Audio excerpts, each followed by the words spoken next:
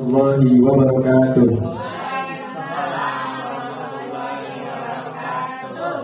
Bismillahirrahmanirrahim. Rabbi shrah li sadri wa yassir li amri wahlul 'uqdatam min lisani yafqahu qawli. Alhamdulillahirabbil alamin wa bihi nasta'inu ala umuri dunya waddin. Wassalatu wassalamu ala asyrofil anbiya'i wal mursalin wa ala alihi wa sahbihi ajma'in. Amma ba'du. Pertama-tama marilah kita panjatkan puja dan puji syukur kepada Allah Subhanahu wa taala yang mana telah memberikan kita nikmat sehat jasmani serta rohani sehingga kita bisa berkumpul pada hari yang cerah ini.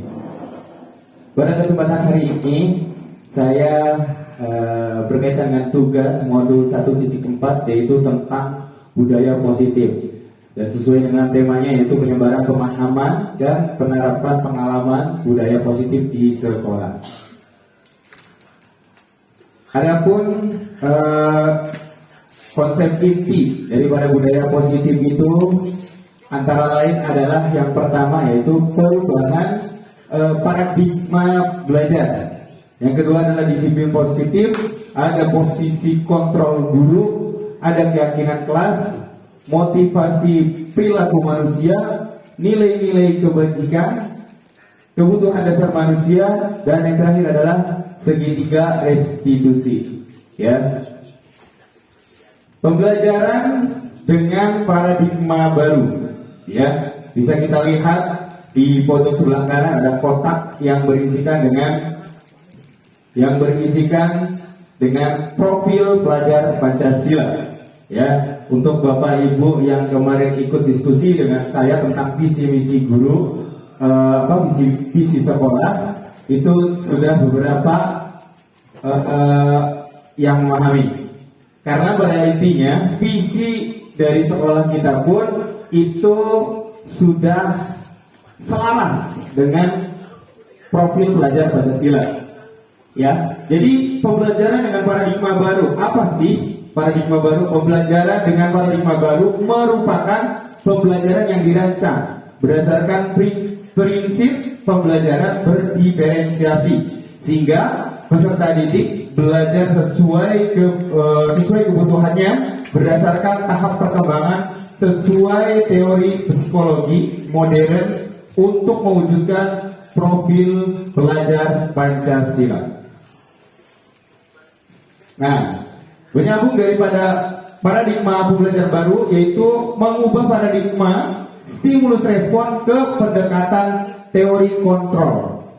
Di antaranya stimulus, apabila kita lihat daripada stimulus respon, di sana ada realitas atau kebutuhan kita sama, tetapi di tahap pada teori kontrolnya itu berbeda, yaitu realitas kebutuhan kita berbeda. Semua orang melihat hal yang sama, tetapi bila dilihat dari teori kontrol, setiap orang memiliki gambaran yang berbeda. Lanjut, kita mencoba mengubah orang agar berpandangan sama dengan kita. Terus, teori kontrolnya kita harus berusaha memahami pandangan orang lain tentang dunia. Selanjutnya, perilaku buruk dilihat sebagai sesuatu kesalahan. Semua perilaku memiliki tujuan. Orang lain bisa mengontrol saya. Terus, hanya ada yang bisa mengontrol diri Anda. Saya bisa mengontrol orang lain. Anda tidak bisa mengontrol orang lain. Pemaksaan ada pada saat bujukan gagal. Tetapi kolaborasi dan konsensus menciptakan pilihan-pilihan baru. Model berpikir menang atau kalah. Nah, maksud daripada stimulus respon dan teori kontrol itu adalah misalkan kita ambil contoh ketika kita membuat peraturan di sekolah. Sebelum saya memahami sebelum saya mengikuti pendidikan PDP ini, saya membuat peraturan dan anak itu harus patuh terhadap kita. Tetapi setelah saya memahami kajian ini, teori kontrol, jadi bagaimana caranya supaya kita itu bisa mengontrol diri kita dan juga mengontrol orang lain. Dalam artian apa? Ketika kita lihat dari stimulus respon itu bisa kita lakukan dengan menggunakan teori kontrol. Kenapa kok teori kontrol? Karena kita tidak hanya mengikuti daripada keinginan kita sendiri sebagai guru. Misalkan saya membuat peraturan sesuatu, ketika anak melakukan kesalahan, anak itu harus mengikuti sesuai dengan peraturan yang saya buat. Tetapi ketika mempelajari teori kontrol ini, kita itu bisa menyesuaikan. Dalam artian apa? Kita melibatkan murid dalam peraturan tersebut. Selanjutnya yaitu disiplin positif. Disiplin berasal dari kata disiplina yang artinya belajar. Disiplin mengacu pada disiplin diri yang memiliki tanggung jawab terhadap apa yang dilakukannya berdasarkan nilai-nilai yang diyakini. Disiplin positif merupakan salah satu cara penerapan disiplin yang bertujuan untuk menumbuhkan kesadaran serta memberdayakan peserta didik tanpa imbalan penghargaan atau reward, ancaman atau hukuman. Jadi intinya adalah apa? Sebagai pendidik, tujuan kita adalah menciptakan peserta didik yang memiliki disiplin diri sehingga mereka berperilaku mengacu kepada nilai-nilai kebajikan universal dan memiliki motivasi intrinsik dalam perubahan perilaku ke arah yang lebih baik lagi. Selanjutnya yaitu nilai-nilai kebajikan. Nilai-nilai yang disepakati bersama lepas dari suku bangsa, agama, bahasa maupun latar belakangnya. Nah, kita bisa lihat dari contoh nilai kebajikan institusi atau organisasi. Misalkan bisa kita lihat dari tahap profil pelajar Pancasila, yaitu beriman dan bertakwa kepada Tuhan Yang Maha Esa dan berakhlak mulia, berkebinekaan global, gotong royong, mandiri dan kreatif serta bernalar kritis. Apabila kita lihat dari IDO Primary Years Program, ya, atau disingkat jadi PYP, itu bisa kita lihat dari toleransi, rasa hormat, integritas, mandiri, menghargai, antusias, empati, keinginan tahuan, kreativitas, kerjasama, percaya diri dan komitmen. Serta selanjutnya keterampilan hidup atau life skill. Dapat dipercaya, lurus hati, pendengar yang aktif, tidak merendahkan orang lain, dan memberikan yang terbaik terhadap diri. Lanjut, yaitu kebutuhan dasar manusia. Apa sih kebutuhan dasar manusia? Yaitu segala sesuatu yang kita lakukan untuk mendapatkan apa yang kita inginkan. Seluruh tindakan yang kita lakukan memiliki tujuan tertentu, dan semua usaha terlarik yang kita lakukan adalah dalam rangka agar kebutuhan dasar kita terpenuhi dengan baik. Ya, itu adalah kebutuhan dasar manusia. Nah, di sini ada beberapa kebutuhan dasar manusia, 5 kebutuhan dasar manusia.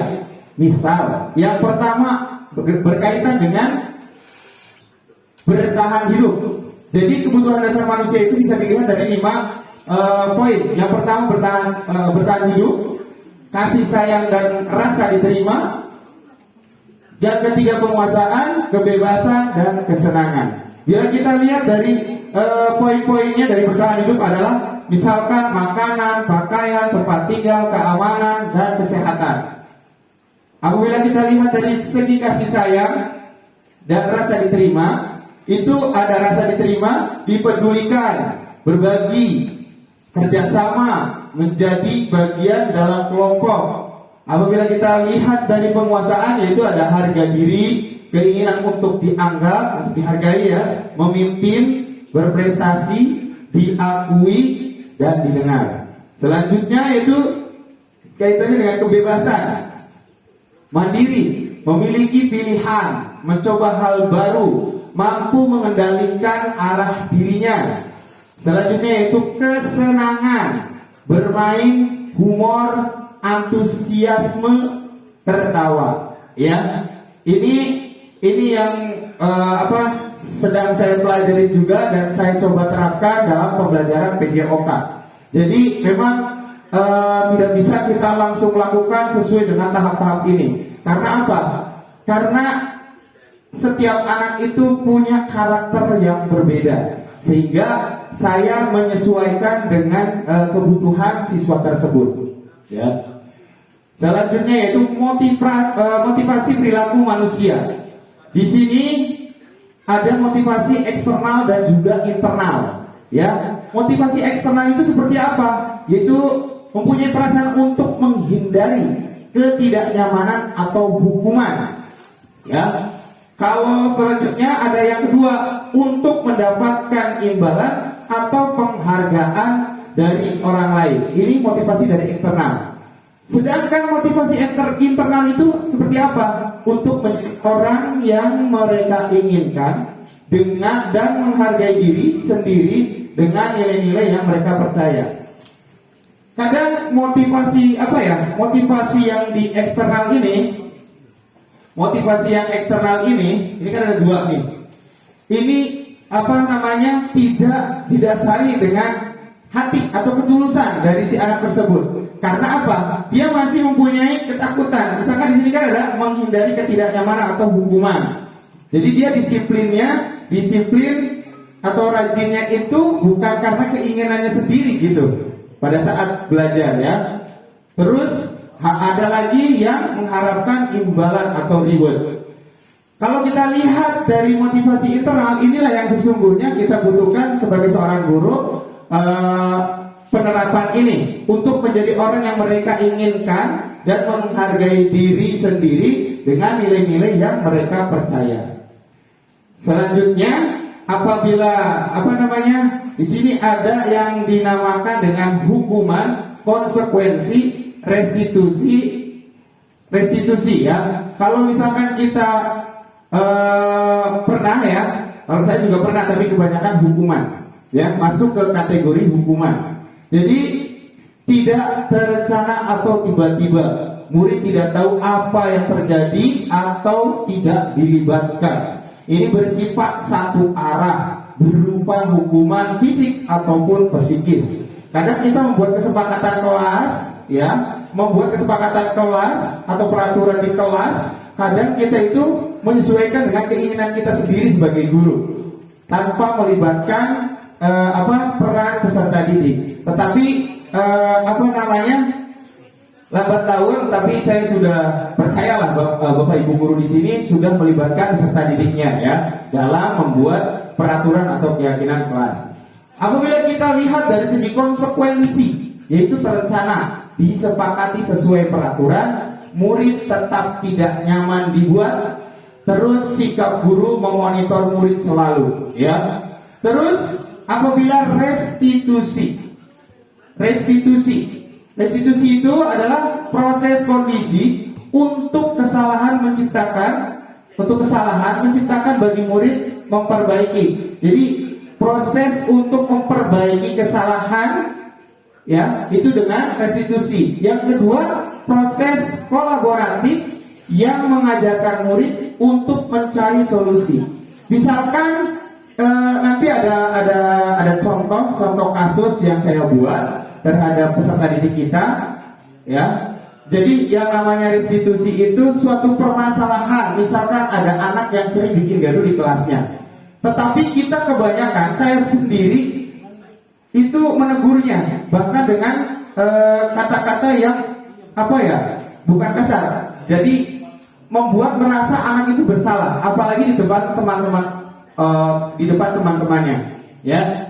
Tapi dengan segitiga restitusi, setelah saya mempelajari, ketika saya mau marah pun saya istighfar. Kenapa? Karena kita diajarin menyelesaikan suatu masalah terhadap peserta didik kita itu dengan restitusi ya. Restitusi itu seperti apa aja nanti akan saya jelaskan ya. Selanjutnya yaitu 5 posisi kontrol sebagai guru. Nah, kita sebagai guru itu ada 5 nih. Ada 5. Kita itu sebagai apa saja sih di sekolahan? Ya, di antaranya yang pertama adalah penghukum. Ya, kita ada teman, pemantau, membuat merasa bersalah, atau manajer. Nah, pada saat saya sebelum mengikuti PGP, saya itu tidak kelima-limanya, tapi hanya satu. Jadi di sini saya sifatnya penghukum, apalagi olahraga kaitannya dengan di lapangan gitu ya.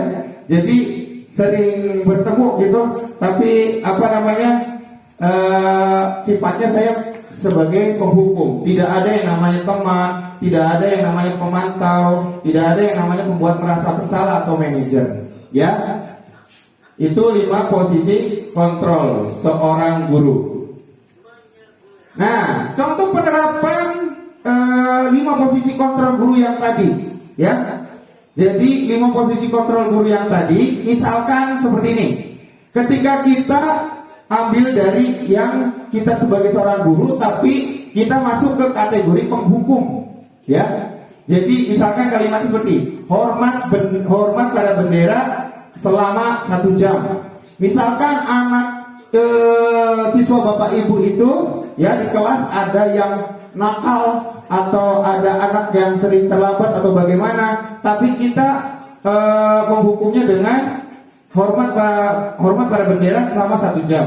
Terus yang kedua, apabila kita lihat dari pembuat merasa bersalah, berapa kali ibu atau bapak harus memberitahu kamu selalu saja mengecewakan ibu atau bapak, gitu. Ini kalimat-kalimat yang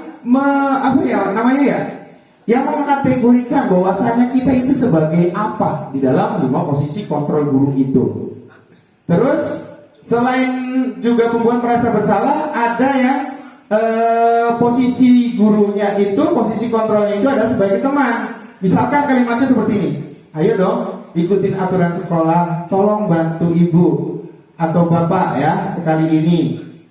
Ya sudah, tidak apa-apa, lain kali jangan sampai berbuat seperti ini lagi ya. Kalau kayak saya tadinya sebelum mengikuti pelajaran ini, bahkan kalau misalkan kayak sekarang, walaupun saya sudah mengikuti CGP ini, kadang suka terlintas, kadang langsung refleks karena sudah terbiasa menjadi seorang guru yang memiliki kategori apa? Posisi kontrol penghukum.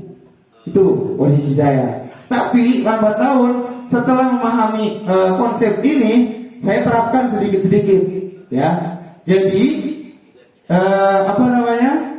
ini adalah bentuk-bentuk kalimat dalam posisi 5 kontrol seorang guru. Selanjutnya yaitu adalah sebagai pemantau. Kalimatnya bisa Bapak Ibu lihat, kamu sudah melanggar peraturan sekolah.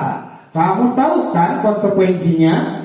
Setelah upacara, kamu beli atributnya ke koperasi dan jangan lupa dan jangan diulangi lagi.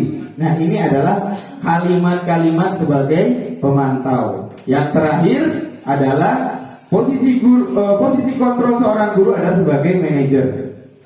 Nah, apakah kamu tahu kesalahan kamu? Kira-kira bagaimana kamu memperbaiki kesalahan kamu? Nah, ini adalah kalimat-kalimat yang menunjukkan bahwasanya kita itu berada pada posisi kontrol guru yang mana. Tadi kan ada 5, ya. Jadi kalau saya tadi condongnya ke penghukum. Tetapi setelah belajar ini, kita semua harus bisa menyesuaikan dengan posisi kontrol yang sebaik-baiknya.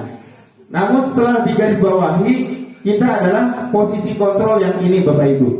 Ya, kita harus selalu berada di posisi kontrol manager. Kenapa? Karena ini sifatnya universal. Jadi bisa masuk kemana saja. Terus selanjutnya keyakinan kelas.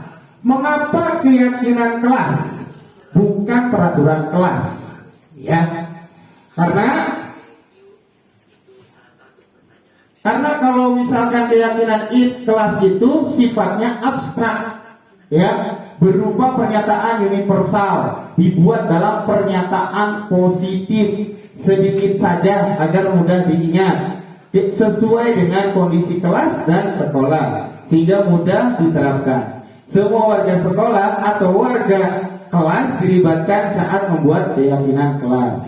Yang perlu digarisbawahi dari semuanya ini adalah apa? Untuk menciptakan suatu kondisi atau budaya positif di lingkungan sekolah, berarti kita harus mempunyai keyakinan terlebih dahulu, tidak hanya pada diri seorang guru, tetapi kita harus selalu melibatkan peserta didik. Dan saya sudah mempraktekannya, mengimplementasikannya pada pembelajaran PJOK. Jadi sebelum pembelajaran PJOK dimulai, saya membuat keyakinan terlebih dahulu dan sudah disepakati bersama. Apakah sudah dijalankan? Sudah.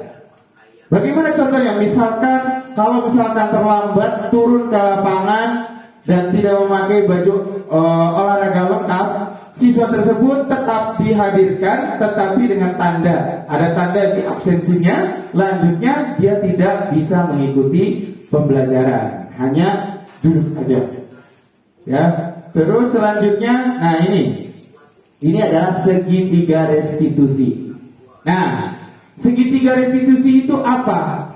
Jadi segitiga restitusi adalah suatu proses dialog yang dijalankan guru atau orang tua agar dapat menghasilkan murid yang mandiri dan bertanggung jawab. Di antaranya itu ada 3 tahapan. Yang pertama, menstabilkan identitas. Yang kedua, validasi tindakan. Yang ketiga, menanyakan keyakinan. Ya. Selanjutnya, nah, menstabilkan identitas itu seperti apa? Berdasarkan prinsip membuat kesalahan adalah bagian suatu proses dari pembelajaran. Ya, yang kedua adalah menggeser identitas gagal ke identitas sukses. Maksudnya apa? Dari perubahan apa? Dari hal-hal yang negatif bisa kita arahkan ke hal yang positif dengan menstabilkan identitas. Nah, contohnya seperti apa sih menstabilkan identitas? Di sini berdasarkan prinsip setiap perilaku berupaya memenuhi suatu kebutuhan tertentu. Bila kita lihat kalimat-kalimatnya, ini di sini ada, saya sudah siapkan. Kamu pasti punya alasan mengapa kamu melakukan hal itu. Misalkan ini terhadap pembicaraan kita terhadap murid yang mempunyai permasalahan. Yang kedua, padahal kamu bisa melakukan yang lebih buruk dari ini ya. Padahal kamu bisa melakukan hal yang lebih buruk dari ini ya. Misalkan kayak gitu. Terus kamu patut bangga karena kamu telah melindungi sesuatu yang penting buat kamu. Kamu melakukannya karena mempertahankan sesuatu yang penting bagi kamu. Itu banyak sekali contoh-contohnya Bapak Ibu.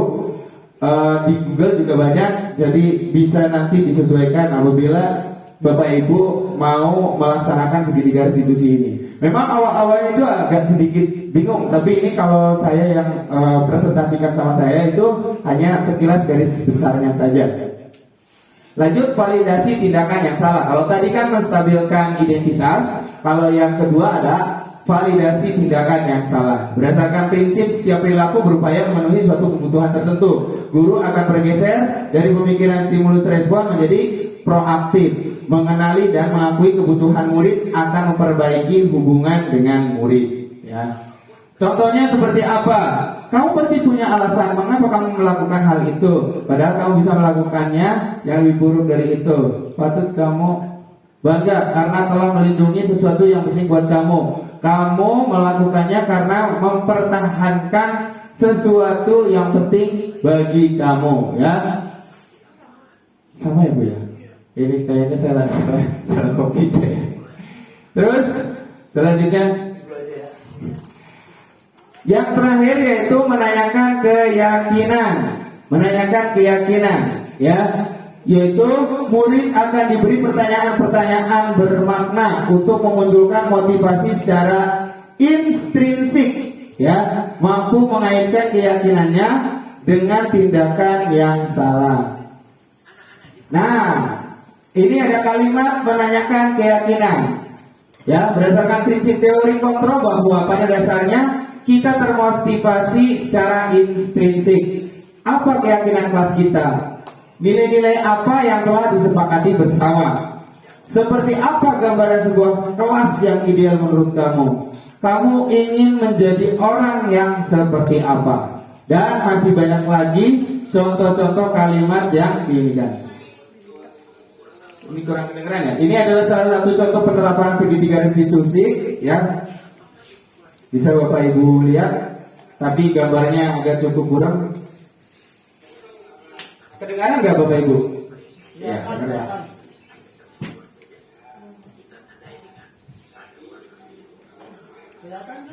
Bikin kali Pak itunya. Iya. Saya ulangi saja ya. Ya Pak. Selamat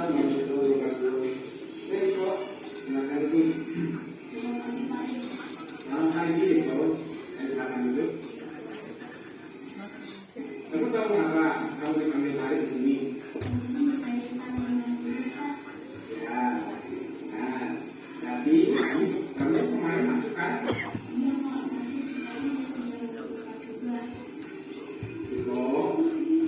orang pernah melakukan kesalahan, termasuk juga Pak Arif. Namun, setiap tindakan pasti ada alasannya. Kira-kira kenapa kamu tidak membuka dulu? Saya capek Pak dan mengantuk Pak. Soalnya malamnya main game sampai jam 12 malam. Jadinya saya pelajarannya dari kelasnya. Kamu masih ingat keyakinan kelas kita? Masih Pak. Kalau masih ingat, kira-kira yang kamu lakukan itu sudah sesuai dengan keyakinan kelas belum? Ini Pak. Keyakinan kelas yang mana? Saya menjawab Pak. Nah, ternyata kamu tahu. Lalu, apakah kamu punya solusi untuk masalah ini? Iya Pak. Pertama, saya minta maaf karena sudah melakukan tugas. Kedua, saya tidak akan hidup lagi malam lagi. Dan ketiga, saya akan mengerjakan tugas dari Pak Arif dan akan saya kumpulkan besok. Baik, Pak Arif apresiasi kamu menjawab dan boleh kamu kembali ke belakang. Ya,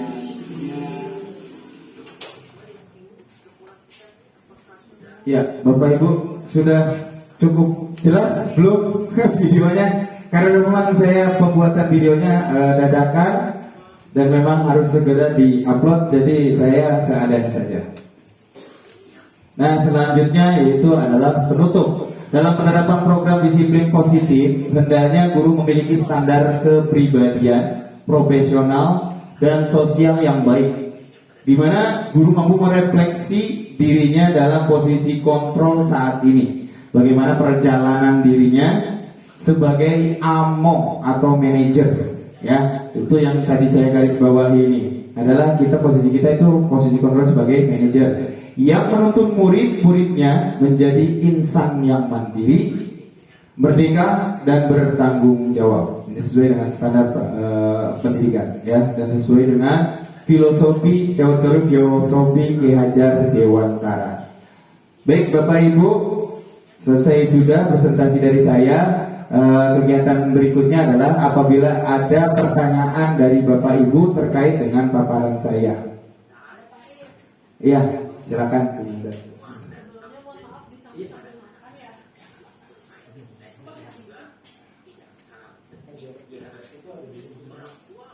Assalamualaikum warahmatullahi wabarakatuh. Waalaikumsalam warahmatullahi wabarakatuh. Ya, terima kasih atas kesempatan yang diberikan kepada saya. Saya sangat bangga juga nih lihat Pak Arif berdiri di depan saya gitu kan, berbagi ilmu. Terima kasih. Yang ada di pikiran saya tadi yang terakhir video itu menggelitik juga. Maksudnya gini, kalau selama ini saya emang kalau ada murid atau anak kandung saya juga ya sama melakukan kesalahan itu, yang ditanya adalah pertama alasan, karena seringnya anak-anak itu nggak tahu kalau mereka itu ternyata melakukan kesalahan. Itu yang pertama. Jadi kita tuh fokusnya ke kesalahannya, bukan ke tindakan atau orangnya personal. Dijelaskan dulu ternyata ini tuh salah. Oke. Nah, posisinya kan kalau yang di video tadi itu anak itu berarti tahu kan dia itu salah, kan? Karena melanggar keyakinan kelas.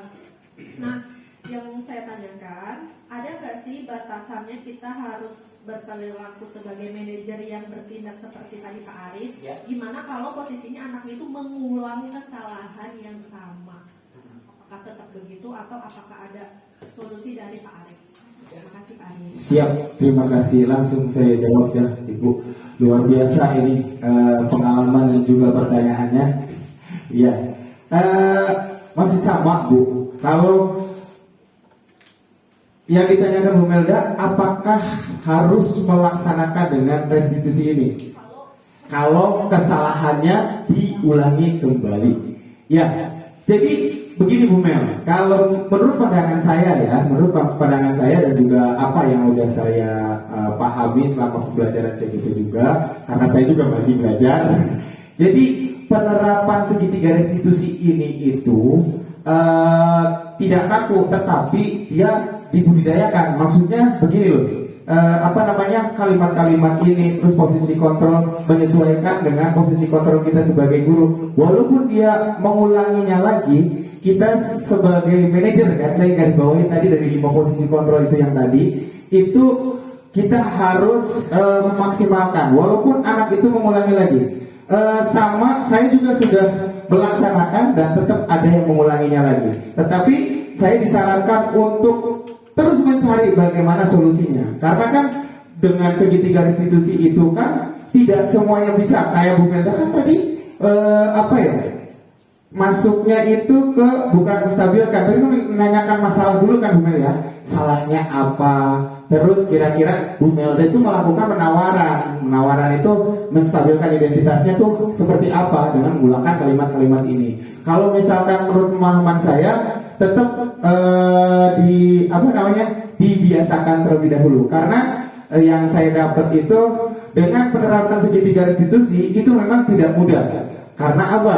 Kita harus benar-benar bersabar dan menyesuaikan dengan ketiga yang tadi itu segitiga restitusi. Yang pertama adalah menstabilkan identitas, ada validasi tindakan, terus menanyakan keyakinan kayak gitu.